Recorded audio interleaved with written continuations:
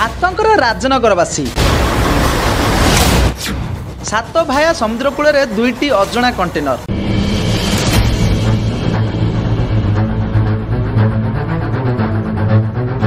केन्द्रापड़ा जिला राजनगर ब्लॉक सात भाया समुद्र कूल लगी दुईटी विराटकाय कंटेनर।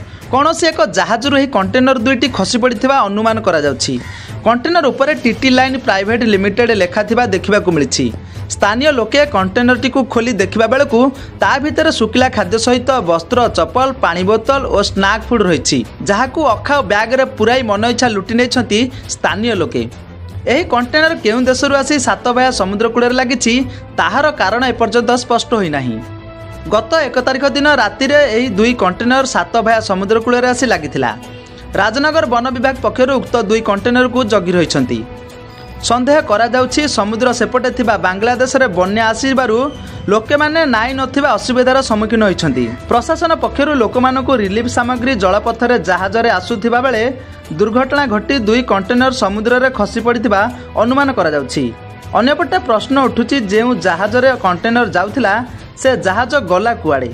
तेबे वन विभाग तरफरु तदंत जारी रहिछि। तदंत पर समस्त घटनार सत्यासत्य बाहर को आसियो बोली जणा पड़िछि। Bureau report, news M Odia.